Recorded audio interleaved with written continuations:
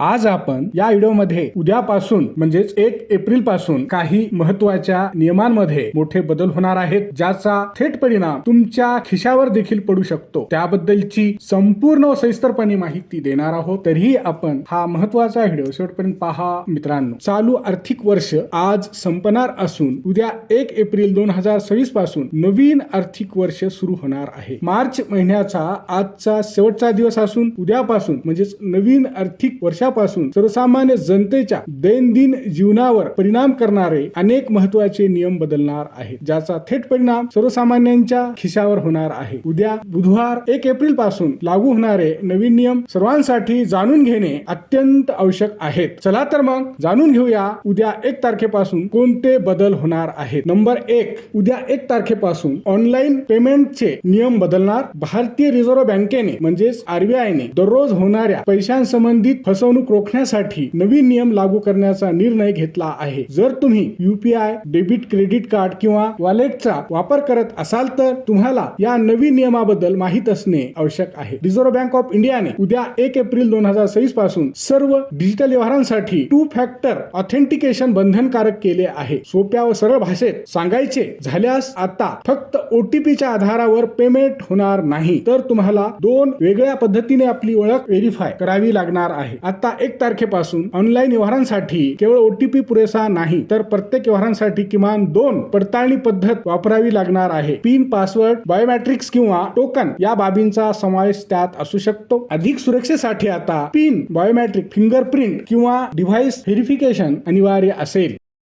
मित्रांनो, व्हिडिओ आवडला तर नक्की लाईक व शेअर करा आणि चॅनलवर नवीन आला असाल तर सबस्क्राईब अवश्य करा। नंबर 2, पॅन कार्डच्या नियमात मोठा बदल। देशातील सर्व नागरिकांसाठी आधार कार्ड आणि पॅन कार्ड ही अत्यंत महत्त्वाची कागदपत्र मानली जातात। बँक खाते उघडणे, आर्थिक व्यवहार, कर्ज घेणे अशा अनेक कामांसाठी पॅन कार्ड अत्यंत आवश्यक आहे। त्यामुळे केंद्र सरकारने पॅन कार्ड काढण्याच्या नियमात मोठा बदल जाहीर केला असून हे नवीन नियम उद्यापासून म्हणजेच 1 एप्रिल 2026 पासून देशभरात लागू होणार आहे। आता नव्या नियमानुसार पॅन कार्ड काढण्यासाठी फक्त आधार कार्ड चालणार नाही। अर्जदाराला ओळख आणि जन्मतारीख पटवण्यासाठी म्हणजे सिद्ध करण्यासाठी दुसरे अतिरिक्त कागदपत्र देखील द्यावी लागतील। यामध्ये मतदान ओळखपत्र, पासपोर्ट, जन्म प्रमाणपत्र किंवा वाहन चालवण्याचा परवाना म्हणजेच ड्रायव्हिंग लायसन्स आणि SSC म्हणजे 10वीचे प्रमाणपत्र इत्यादींचा समावेश आहे। यामुळे पॅन कार्ड काढणे अधिक पारदर्शक आणि अचूक होईल असे सरकारचे म्हणणे आहे। नंबर 3, घरगुती व व्यावसायिक गॅस सिलेंडरच्या किमती। सरकारी पेट्रोलियम कंपन्या प्रत्येक महिन्याच्या पहिल्या दिवशी म्हणजेच 1 तारखेला